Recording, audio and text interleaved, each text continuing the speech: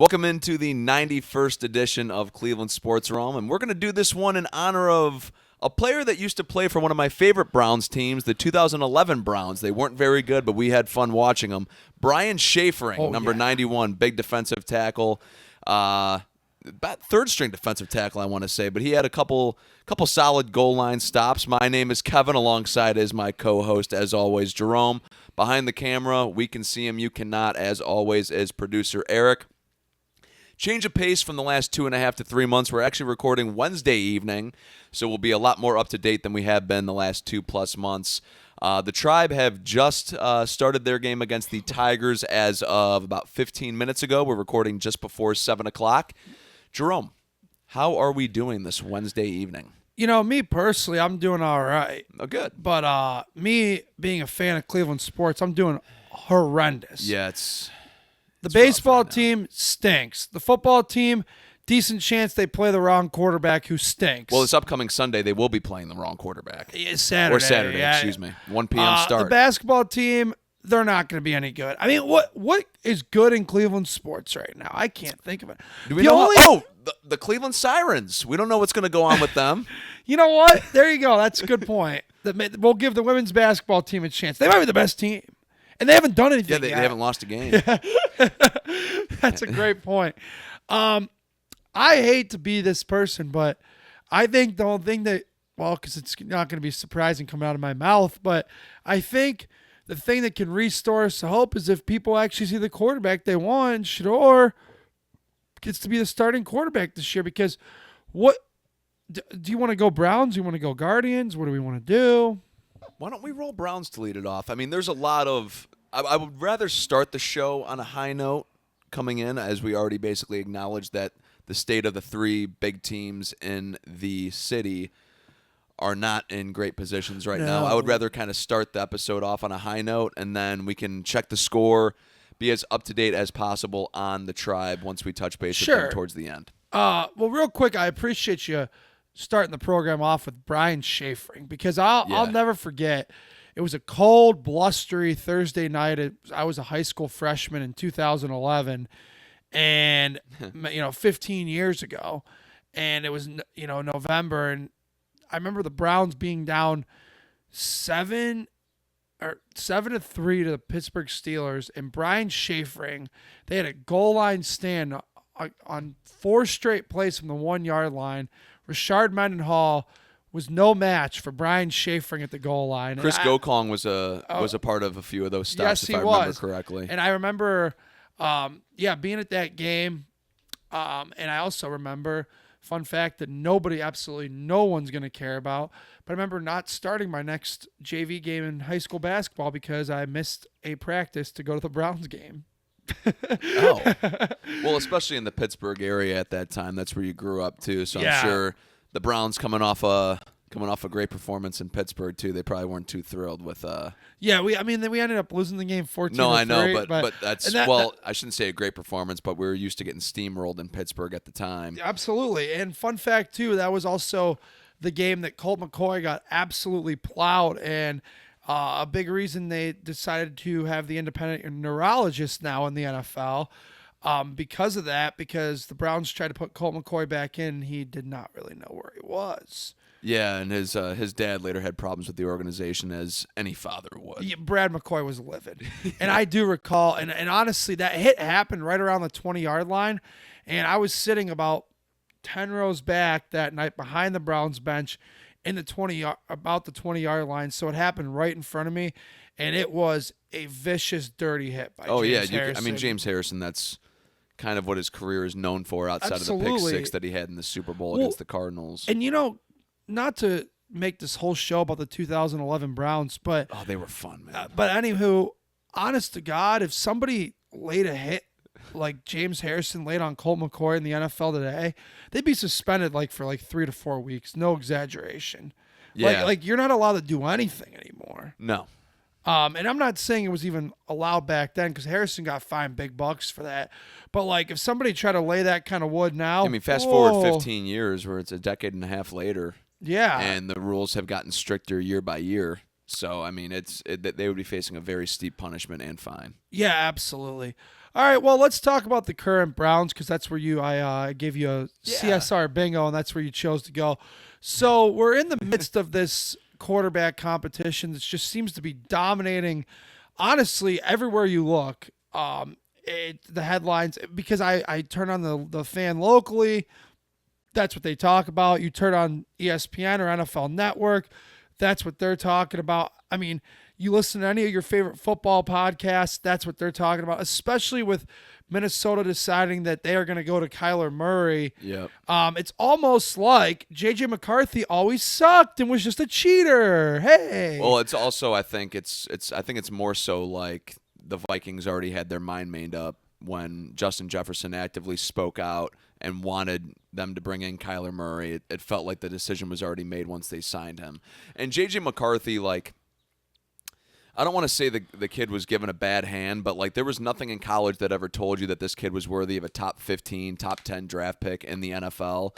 That defense at Michigan was amazing. So if we're going to call J.J. McCarthy a cheater, then I guess we're going to have to call Mason Graham a cheater, and I think Mason Graham's a hell of a football player. But I just don't think – I think they just saw, okay, this kid went out there and won a national title game. He had a pretty good build. It's like, hey – he hit some pretty easy passes in college. Maybe we put him into a system with a receiver like Justin Jefferson, and he can make some plays happen, and he just never has. So I'm not a huge fan of J.J. McCarthy. I actually saw Chris Castellani had tweeted out earlier today that he thinks it's only a matter of time before J.J. McCarthy ends up being a Cleveland Brown. Yeah, I don't know about that. I don't think there's a shot in hell. If you would have told me like a year or two ago and J.J. McCarthy was in the same spot, then I would probably buy it because of how desperate the Browns would have been to actually just bring in somebody. But I don't think with them, having the hype of Shedeur Sanders amongst the city, at least amongst the fan base, and having him competing for a starting job right now, I think it's such a lateral movement if you were to go to J.J. McCarthy that it doesn't even make sense to even do. Yeah, I don't think that's not that the Browns are even entertaining it. It's not really even a talking point in my opinion. No, it's just an opinion thrown out there, by Chris, who I do respect very much in his sports takes. However, this one I think is outlandish and stupid. Yeah.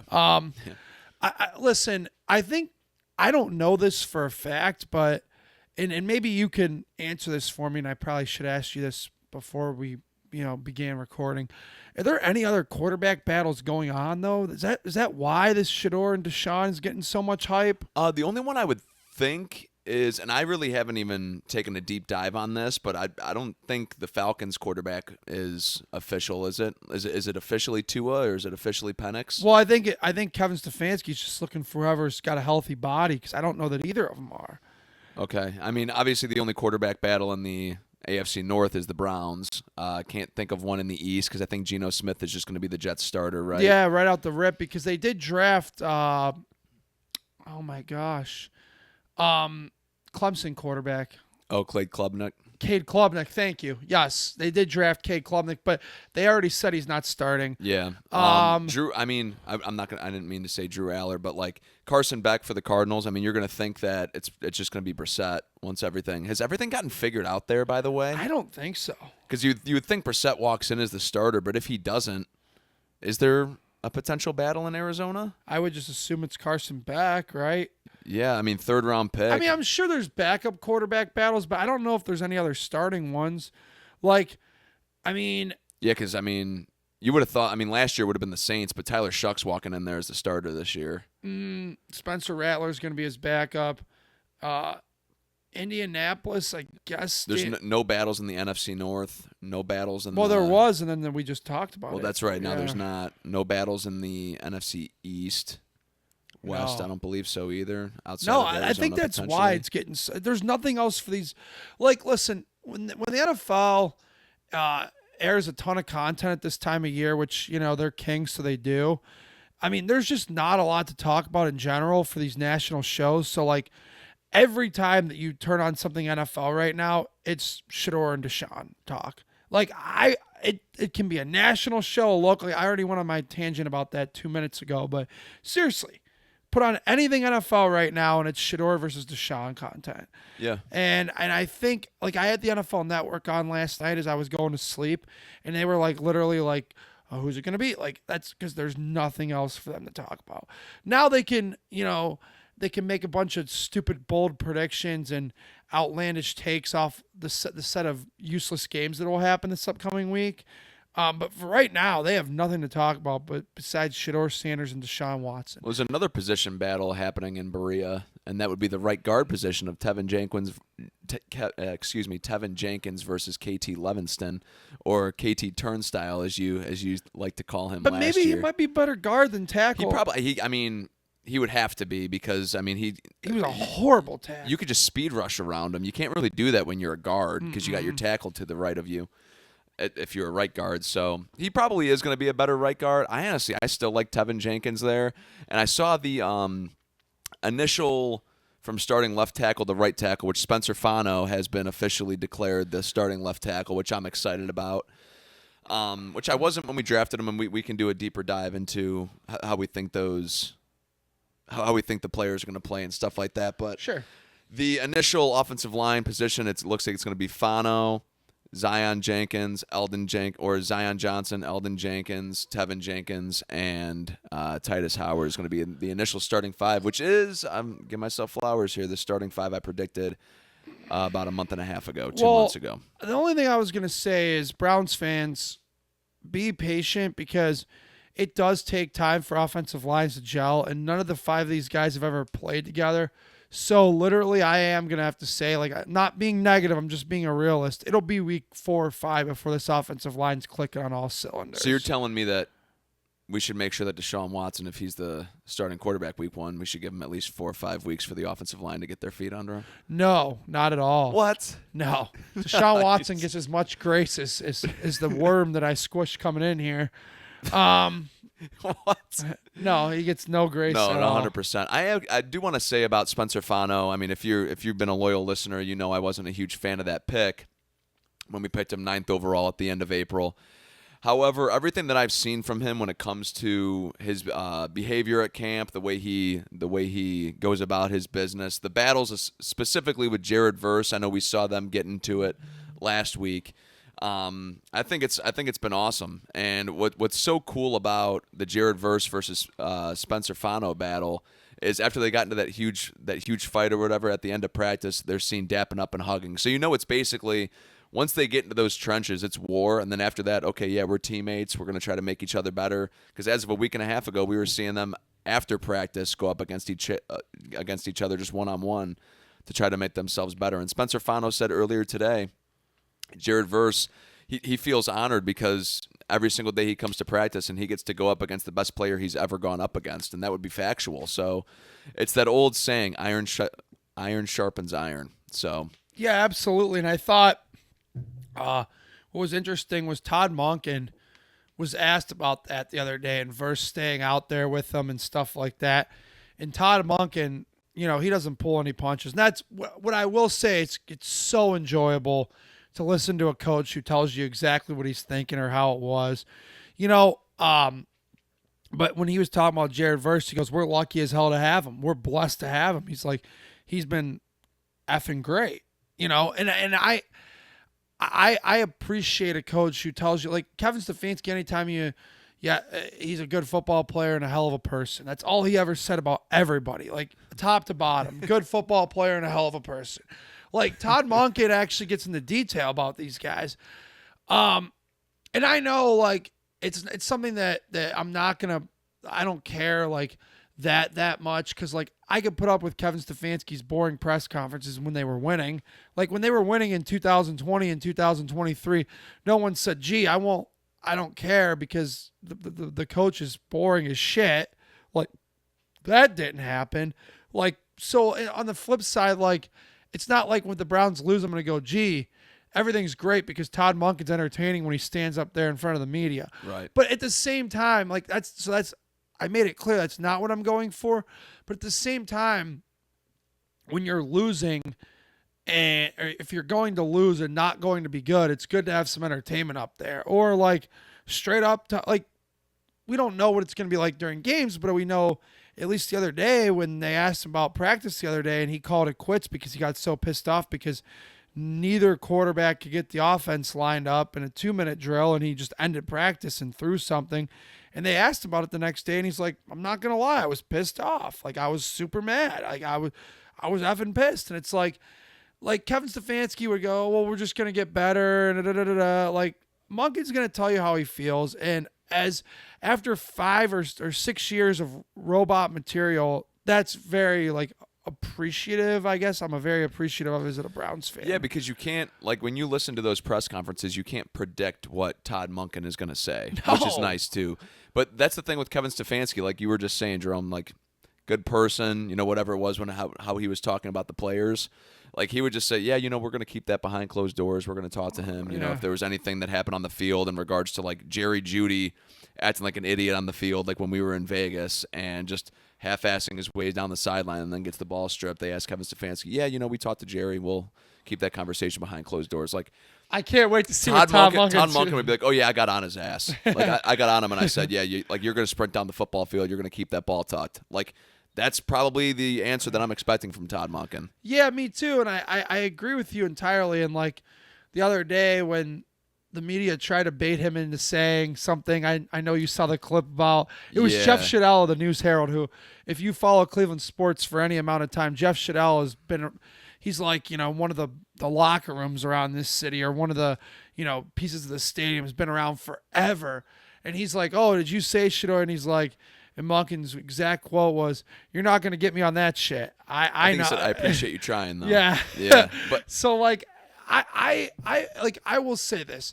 Am I aggravated there's a quarterback battle? Absolutely. But has Todd Monken been, like, as fair as can be with this quarterback battle? It seems that way, besides when everyone in the world wanted to draw conclusions because Deshaun played Friday and Saturday back-to-back, and everyone's like, that's it. He's the starting quarterback. Well, that was the thing, was that Monken had said that Shedeur was going to get all the first-team reps on Saturday, and then Deshaun got all the first-team reps. So then it was like, okay, he's told us the truth all the way up until this point. Why did he lie about this? And I guess it was just he kind of just he just changed his mind on Saturday, like after the press conference. He's like, you know what, I'm gonna give the albatross, I think was his exact quote. I'm gonna give the albatross. I wish that was his quote. All the QB1 reps. But yeah, he changed his mind, and he said that the following day was that he just changed his mind. But that was really the first time you can look at it and be like, okay, that was the only time he was really untruthful with us in a press conference. And I don't think he ever intended to be untruthful in that press conference when he acknowledged it. No, because like you just said, he's kind of telling it how it is. And, like, I appreciate the fact, like, look, again, he said this is going to be a complete, 50-50 QB battle. And outside of that random Saturday afternoon, this past Saturday, like, it has been, like, you told me right before we began recording, like, Deshaun Watson's going to start the first preseason game. Shedeur Sanders is going to start the second. I will say, you can't. There comes a point where don't want to drag this thing out too long. I hope after the second preseason game, even if it is the decision that's going to make me want to, punch a wall, which would be Deshaun, I hope that we get some kind of resolution after that Bills game. Well, Monken said whoever starts the third preseason game is the starting quarterback. Like, he said he's going to give them both a game, and then he's not going to carry it to basically 2 days before the first game when we face Jacksonville in Jacksonville. He's not going to carry it out that long. Like, it's going to basically be made by the third preseason game. Yeah, and I think you have to, because at some point, you want to develop that chemistry, and I know that the word on the street from those who have been out there in Berea every day, now that I used to be me, but not any longer. I don't work there anymore, and I haven't gone to any training camp practices, haven't had the time. But honestly, from those who do go out there every day, the word is that the rookie receivers have been tearing the thing up, Denzel and KC. And I think if you're going to play a lot of rookies, especially rookie receivers, it's only fair to even Jerry Jeudy, Harold Fannin, all your pass catchers to, like, they need to start getting in a rhythm with one guy. So I think, it's probably the sooner the better when they make this decision, even if it is the one that's going to make me angry. Yeah, Yeah, without a doubt. And I wanted to go back to your point, Jerome, of how open Todd Monken is in his press conferences. I think it'll make us actually appreciate when he's not open in press conferences. Like, I think if they were to ask him a question and he pulls the Kevin Stefanski and says, hey, we're actually going to keep that one behind closed doors. I talked to him about it. Everything's settled, whatever it might be. I think the entire fan base will appreciate that more since he doesn't do it in every single press conference. It'll be like, okay, he actually – there's something serious going on that he doesn't want the media to know about. He doesn't want the fan base to know about. Doesn't want anybody to know about. So that's another point to that as well. Yeah, absolutely. I agree with you. I've enjoyed Todd Monken as a head coach so far. I know that's hard to say because we have not even seen him coach a preseason game yet. Right. But so far, so good. And I don't know, and maybe, it's. I know that this almost seems premature to say because I've enjoyed him as a head coach so far because, again, we haven't seen anything. By week 3, I could be ready to ship the guy to Lake Erie, But right now, I've enjoyed it. And I don't know if it's for any other reason, just that it's such a stark contrast from what the robot we just had for the last 6 years. Yeah, that's probably what it is, too. Yeah, I don't, I will say that the team nationally, a lot of people believe the Browns have a decent team built outside of the quarterback position. Ryan Wilson was on Carmen and Lima this morning and said he thinks if they had C.J. Stroud at quarterback, it's an 11-win football team. Wow. That's a lot. That's saying something. And C.J. Stroud is like he's a quarterback that's very much up in the air based off of how his playoff performance was last year too. Yeah, absolutely. I just, man, I'm. The weapons excite me though on offense, man. Like the young talent, like the running back tandem that we had that we were gushing over even last year of the potential of Judkins and Sampson. They have a full year under their belt. I know Judkins obviously not with, he missed the first game with some of the legal concerns and then obviously with the injury as well. So he didn't get a full year.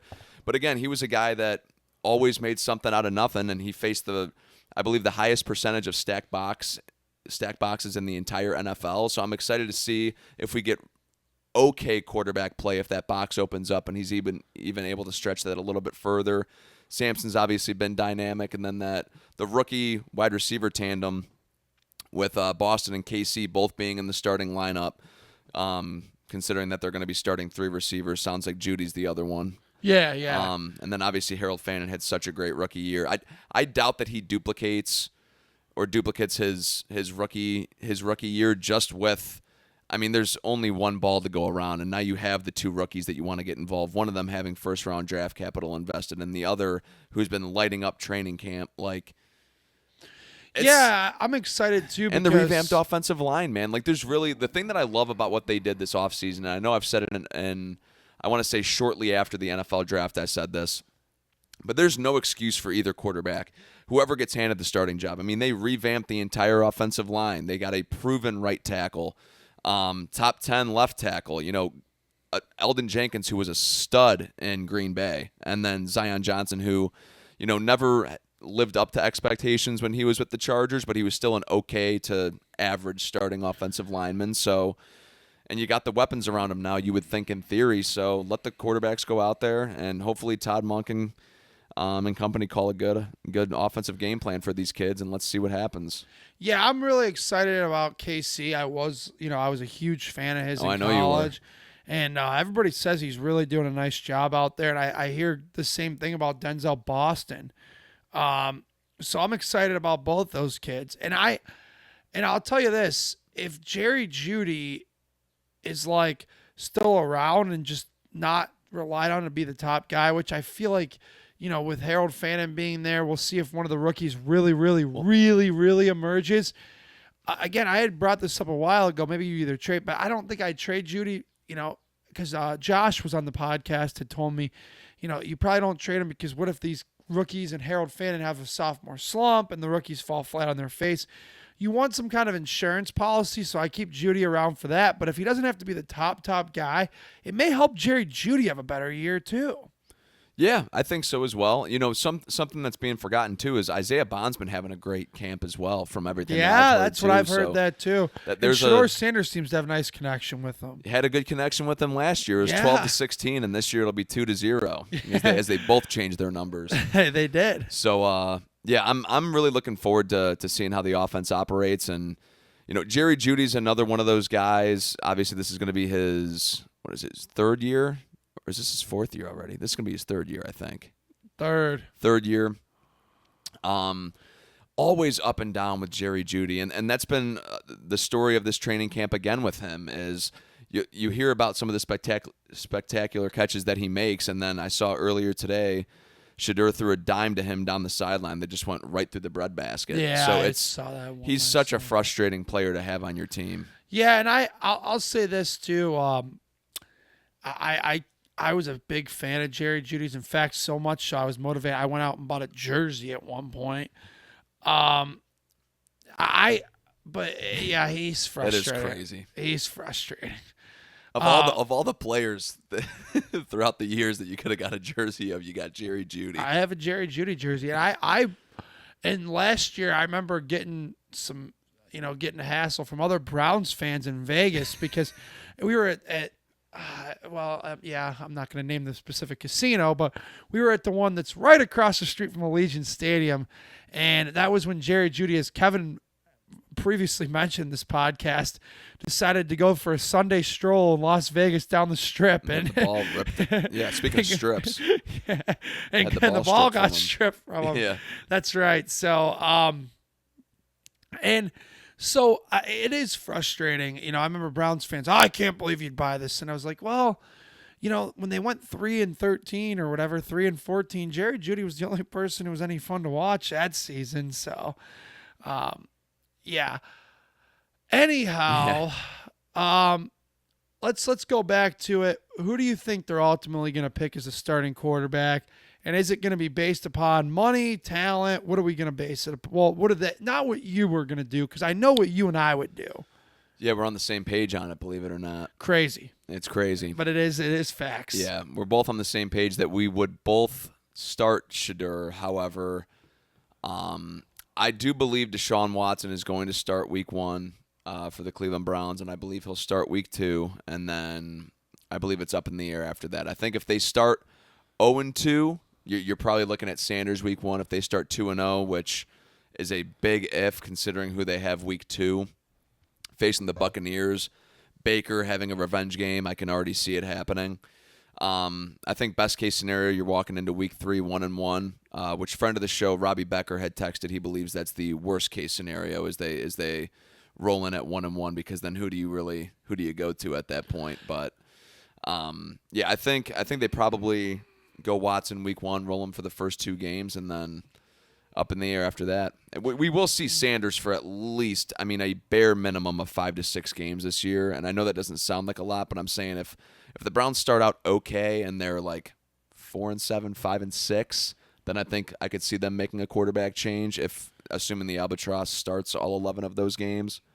But again, we'll have to see. Yeah, I just obviously, if Deshaun Watson starts, I'm going to be beside myself. Being as big of a Shador Sanders fan as I am, it's just going to be unwatchable. And I know that the one thing that I really, really, really am curious to see is, can Deshaun Watson stay healthy? Because even if they do elect to play Deshaun Watson, he's like made of glass. Like, he got hurt, 2 different times here now, one on the field, one off the field. And I just, he kind of acknowledged himself today. He's never going to be the quarterback he was in Houston again. And it's just like, well, if you can't be that, then what are we doing here? Here's what I want to know. Is Todd Monken really kind of curious as a personal challenge? Like, hey, I've flipped some really crappy quarterbacks into winners. Like, Stetson Bennett's never going to be anything in the NFL. Todd Monken won back-to-back titles with that guy. So he's taken some crap and made it come out and smell like roses. So it's like, is this Todd Monken thinking that he can have a personal challenge of, wow, can I have maybe revitalize the worst trade in NFL history and make the Browns get something out of it? Or is this Jimmy Haslam really one last time trying to get something out of his majorly sunk I investment? think at this point it's such a sunk cost that I don't really think there's a motivator to start Watson even with the money. Like, I think the only motivator for them to start him is knowing that if you start Shador, you can't really go to him. Yeah. Like, that's the only motivator, is that you can easily go from one to the other. You can't easily go from the other to the one. So, yeah, you are right about that because, if you, let's say hypothetically, like Daryl Ryder said this today, and you and I have brought this up previously.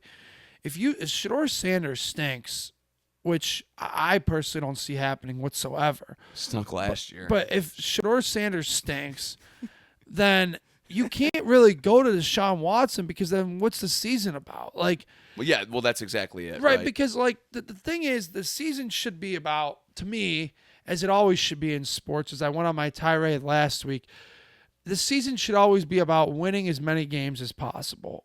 Always. That should be the primary focus, no matter what. I hate to tell you this, but if that's the goal, then you start Watson. See, I don't think so. Because I think Shador Sanders played better last year than Deshaun Watson played in 2024. I think they were both abysmal. Like, Okay. genuinely, I think they No, were no, both that's abysmal. that's fair. But like, if you're looking at like the 2023 season we saw from Deshaun, I'm not that he put together an outstanding, Pro Bowl season or All Pro season, but when he was on the field, he had a phenomenal game against the Titans. He had a great game against the Bengals. Obviously, that game in Pittsburgh, Week 2, unfortunately the game that basically ended Nick Chubb's career. Oh, he was horrible He that night. single-handedly lost us that football game. I was at that one. I saw the best half ever from a Browns quarterback in my life, probably Watson's second half in Baltimore in 2023. That's probably the best half of football I've ever seen. That, or it would have been Baker in Cincinnati in 2020 when Baker brought us back and scored with 11 seconds on that game-winning touchdown to DPJ in the corner of the end zone. So, like, those are the two halves of football I look at, and it's like, okay, those were the two single best halves, because Baker went like 22 straight completions in that game. I do recall. After he started out with a big pick thrown to OBJ, who tore his ACL on that play. I remember, was it 2024? Like, I was very skeptical of Deshaun Watson after 2023 because he went 3-3 and he didn't play. He played 2023. He played all right. Wait, what was the? You're talking about 2022. After his 11-game suspension, he came back. First game in Houston, looked awful. We won that game off of a DPJ punt return, basically. Yes. He played okay against Washington in Washington. I was very skeptical in 2023. And then he came out and then it was like wasn't good, and then it like got good, and then by the time it got good, he was out for the year with the shoulder. Well, if you remember when we beat Baltimore in Baltimore, and that was a hell of a football game, one of my favorite Browns games ever. I do recall it. I remember even cheering for him. I was excited for him. Well, yeah, he's got the orange and brown on. You always have to cheer for the players with your colors on. You saw me in Vegas. Absolutely, I agree. But after that game, we were like, oh my God, like this team can really make a push for the playoffs right now, because I believe that we were either a game behind Baltimore at that point or they tied Baltimore for their standings in the AFC North. That was a huge game. It was a huge game at the time. And literally that Monday or that Tuesday, I get a notification on my phone that Watson's out for the year due to shoulder surgery. I remember and that. this entire fan base thought the season was over because of how well he played. You remember that? Yeah, and then DTR came in and won the next game against the Steelers. Yeah. Won the next game against the Steelers, and then Joe Flacco comes in off the streets and leads one of the best. I don't even know what you would like streaks. Like that streak of games that Flacco went on is one of my most favorite string of games, I guess you should say. Because I remember the DTR dream didn't last long. Like he played well enough against the Steelers to win the game. Horrible against the Rams. Oh man. Yeah. Remember that game in Los Angeles? No, Joe Flacco ended up coming in. Yeah, towards the end because DTR was so bad. And then I I remember against the Bengals, DTR got concussed and they didn't activate Flacco. Or no, not the Bengals. The Broncos. Baron Browning from Ohio State rung DTR up so bad that he was leaking blood from his ear. Remember that? Oh, yes. In the end zone. I do remember and that then now that you say I forget who they had to bring in because PJ Walker started a couple games that year. That game against San Fran. That was a magical season. Oh, PJ Walker came back in because DTR was bleeding from his ear. PJ Walker came in and was horrible and lost us the game. And that's when the next week I think they said, all right, we're going to There was a game against Seattle that year that PJ Walker started too, and the infamous PJ Walker was like leading a potential game-winning drive and just threw the ball directly off a Seahawks player's helmet and it ended up getting picked. 3rd and 1, and Kevin Stefanski didn't go to Kareem Hunt. I'll never forget that. I was livid. What do you think's more tragic, him not going to Kareem Hunt there, or the Seahawks not going to Marshawn Lynch? Man, well, for me personally, it was Kevin Stefanski not going to Kareem Hunt because I'm not a Seahawks fan, so I don't really give a shit what Pete Carroll did. No, but honestly, I remember 2000. I guess it would have been 2024. Like Watson came in back off the shoulder surgery against the Cowboys. We got smoked, and it was just like, if we're gonna have this all year, we're gonna stink. Yeah. And then they would not bench him. I remember people cried and pleaded. Like the Jameis chants were strong at every game. The DTR chants were strong, and they would not. And he eventually got us to 1-7 before he blew his Achilles. Yeah, he was horrible. And that's why. Well, I don't think they were 1-7, were they? I think they were. They were awful when Nick. Well, Watson had missed a few games already up to that point. Because remember, there was a debate on whether he was going to play against the Commanders that year in Washington, in D.C., and then he ended up playing that game, and then that was one of the biggest ass kickings of the Watson era. Yeah. I mean, Jaden Daniels had an absolute field day.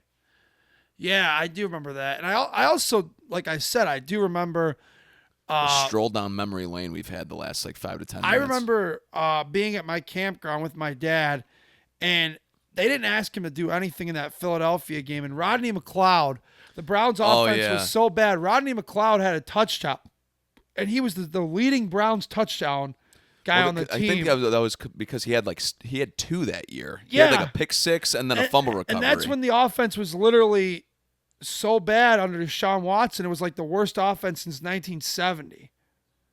Why does this city hate offense? The Guardians hate offense. The Browns. I mean, everybody hates offense. Yeah, we're not fans of it. I mean, Evan Mobley doesn't like offense either. No, so that's he's not. all three teams. Yeah. What? Does anybody tell any of these teams that you have to score to win? It's like, is Cleveland immune to scoring? The hell's going on in here? I mean, come on. The Guardians hate offense. The Browns hate offense. Like you said, Evan Mobley can't play offense. I mean, Jesus Christ, you have to score to win. Oh, my God. And none of them understand that. They don't get it. I mean, come on. Oh, man. You can only hope that Todd Monken changes the tune this year because, it never did make sense. Another offensive mind, as if we haven't tried that before. Pat Shurmur, Rod Chudzinski, Kevin Stefanski, Freddie Kitchens. Todd Monken, add him to the list. No, but, I remember Hugh Jackson, for Christ's sake. I mean, the last 6 coaches, they're like, let's try something different. Go after another offensive mind. The only offensive who wasn't offensive? Come get some. Come get some. Was a defensive coach. Was the last one that wasn't a genuine straight hire? Was the last one not Mike Pettin? He was defense. No, and that's what I'm saying. Was that the Yeah. last head coach that they genuinely went out in the offseason and hired that wasn't offensive-minded? And the only reason that they hired Mike Patton is because their first 18 people on the list told him to F off. No, thanks. Yeah, the Browns ended up hiring the defense. Well, because they just came off of a one-and-done season of Chudzinski, who I didn't think did a horrible job with what he was given. I mean, that's the year that Josh Gordon set the NFL record, or not the NFL record, but the season record. At that time, he was the season leader with the receptions or reception yards. And then they canned him after a year, and teams like, hey, I mean, You get an offensive mind, and then you give him no quarterbacks to work with, and you still have a receiver that leads the league in receiving, and then you can him after a year. That might have been the time when Mike Pettin got hired. That might have been the single most time that the Browns' job was the single most undesirable job in the league. Like, even with Monken this year, like, I know Mike McDaniel didn't want it, and, like, a couple other people really didn't want it, but, like, I think when they hired Mike Pettin, the fact that the first, like, 8 or 9 people said no, they had to settle for the defensive coordinator of a 6-10 team. That's what they hired. Yeah, but Mike Pettin's always been a good defensive coordinator. I mean, he was. He had a pretty good. He's had a good defense in Green Bay, but, like, honestly, and in Buffalo, it wasn't bad. They weren't 6-10 because the defense was bad. It was because they were strolling out Fitzpatrick and Tyrod Taylor. And all those. Yeah, I guess you're right. I don't know. Either way, Stevie Johnson at that time was blaming God for his drops. Do you remember that? I do remember that. I do recall. It was unbelievable. I will say, with all this being said, I just, like, going back to the initial point of the conversation, the 2024 offense, I think, was the worst Browns offense I remember in my lifetime. Because they literally could not score. And Watson couldn't throw the ball past the line of scrimmage. Yeah, you honestly, And, like, yeah, because even, like, the receivers gave you nothing. I mean, your best offensive. Jerry Jeudy was great, but that didn't start till Winston came in. Yeah. Yeah, I mean, it was. Yeah, I don't. Yeah. It was awful, and David Njoku was hurt a good portion. Like, it was just. Yeah, I'm trying to think. 2017 wasn't a great offense. 2016 wasn't great. 2015, that whole string was rough. No, those were. But I mean, football. they weren't like that. The 2024 offense was, like, dead last in every category. Like, and I'm not saying by any means 15 through 17's offenses were good, but, like, no, I know they weren't, like, bottom. They weren't the worst since the AFL NFL merger in the 70s. I mean, and that's why I'm saying the last thing to tie a bow and put this all back together, because people were like, where are these two going tonight? Because we have gone off the rails. Yeah, we have. It's been actually It is what fun, it actually, is. yeah. It is what it is. But to put a bow and connect this back with everything to our initial point and the question I asked Kevin like 37 minutes ago. No, it wasn't that long ago. It was about Checks the time. It was about 20 minutes ago as I look at our clock in the studio here. Who do you want to start? Like, the last time we saw Deshaun. Is that how we got off on that tangent? Yeah, the last time we saw Deshaun Watson out there. That was a while ago. He put up the worst offense in my lifetime. Dude, enough of this. So I just can't watch it this year. And that's why, with all that being said, it's got to be Shedeur Sanders. We just talked about past Browns teams that had nothing to do with Shedeur Sanders at all for the last 15 minutes. With that being said, it's got to be Shedeur. Because the last time Deshaun Watson played, it was the worst offense, like, ever in our lifetime since the team came back. It's bad and by the way, I don't know if people, if you're keeping score at home, as they like to say, the Browns have been a pretty abysmal product for the last quarter century, and that was the lowest of the low. More than that now, yeah. Like, that was the Watson 24 offense.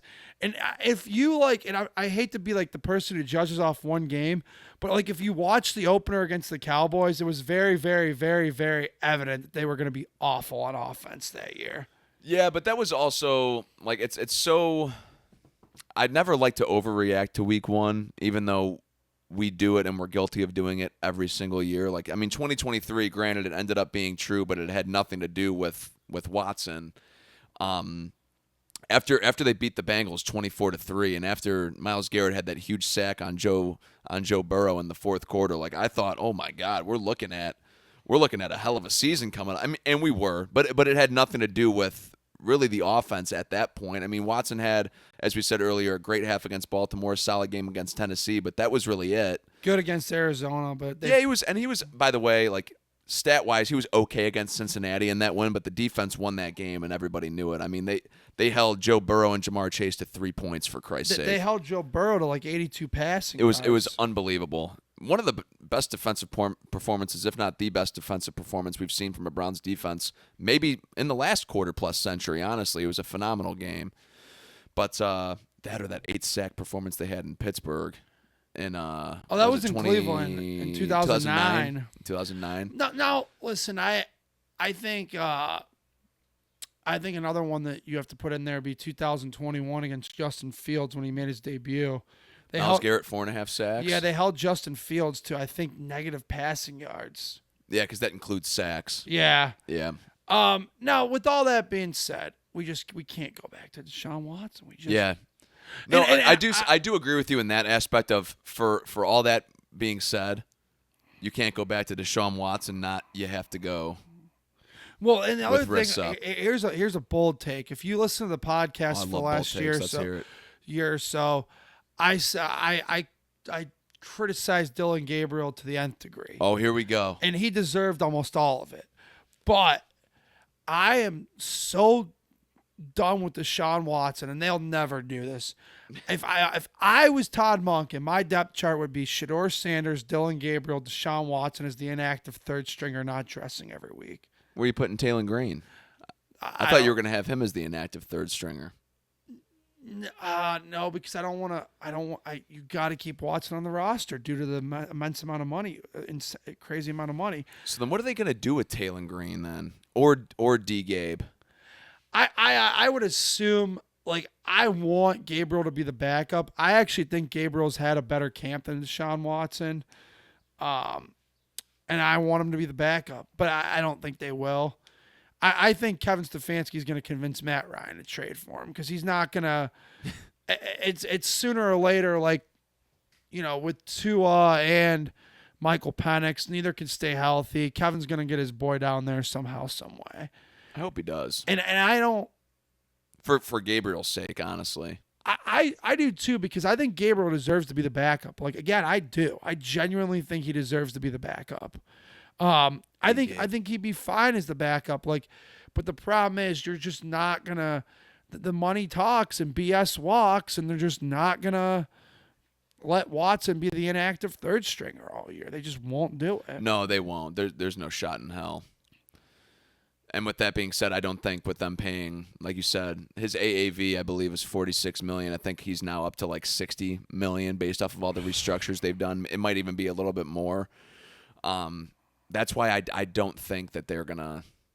I know I said earlier it's not really a money decision, and I'm kind of going back on that, but I think it is hard to put a $60+ million a year player as your backup, and it's not even like he's a backup like receiver or tight end that might touch the field from time to time. Like, if you're a backup quarterback, you're not touching the field unless you're behind Anthony Richardson, who would sub himself out sometimes. Yeah, I mean, like I said, I think the best thing to do football wise would be to start Shedeur Sanders and agreed and play Dylan Gabriel as my backup, and that's crazy coming from me because I am not a Dylan Gabriel guy by any means. I know.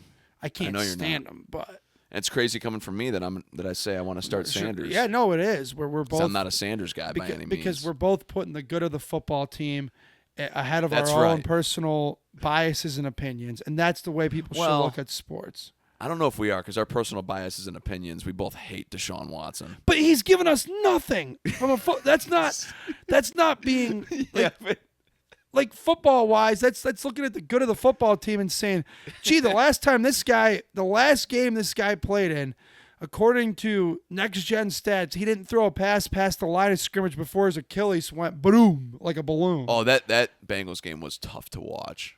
He did not throw a pass past the line of scrimmage. Yes, he did.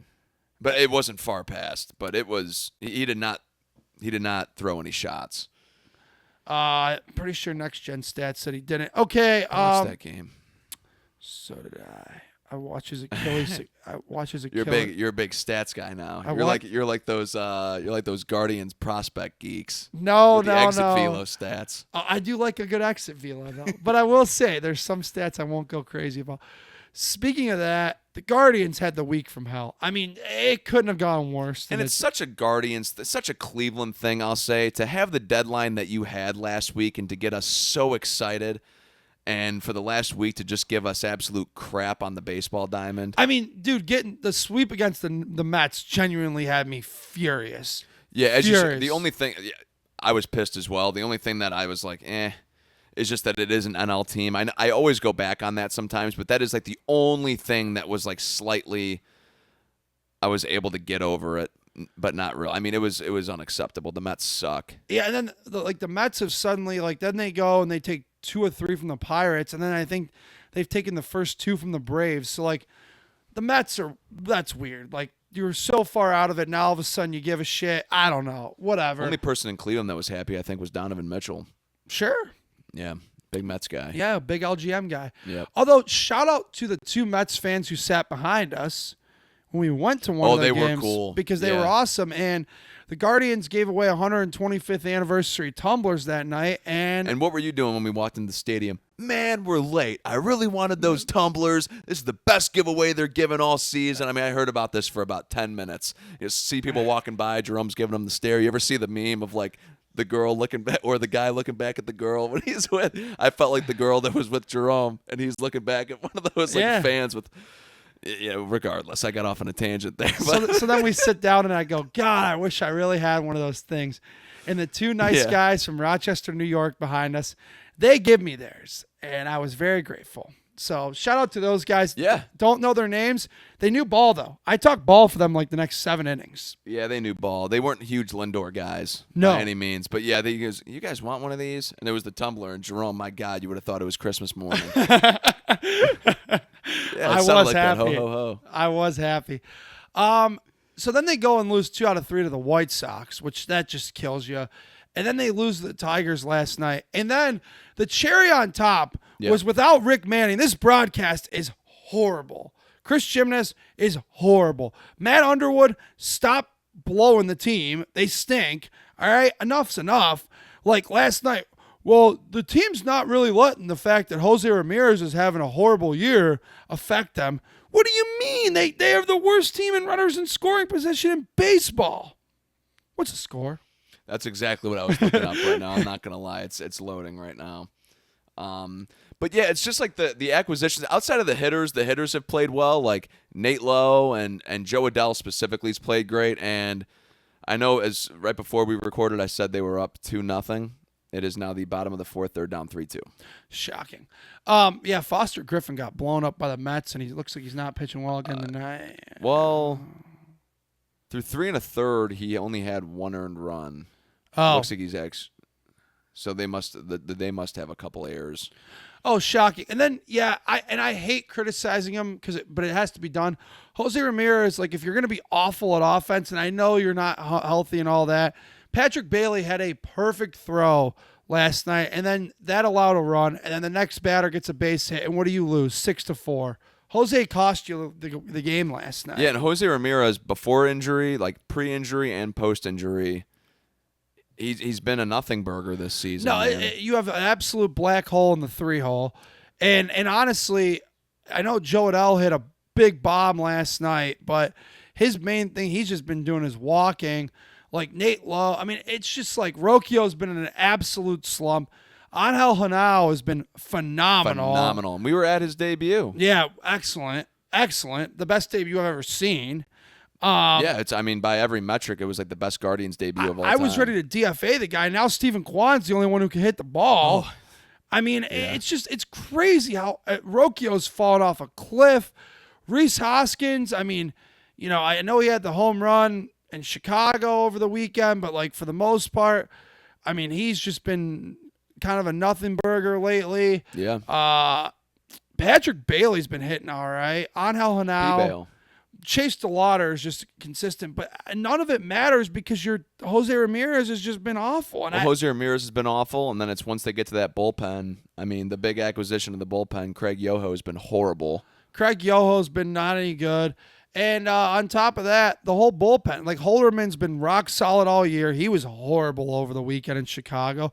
And it's just like, we kept saying it, or I guess specifically we did as a podcast kept saying it, but we're like, I kept getting stressed. Like every little game is a must win. Blah blah blah.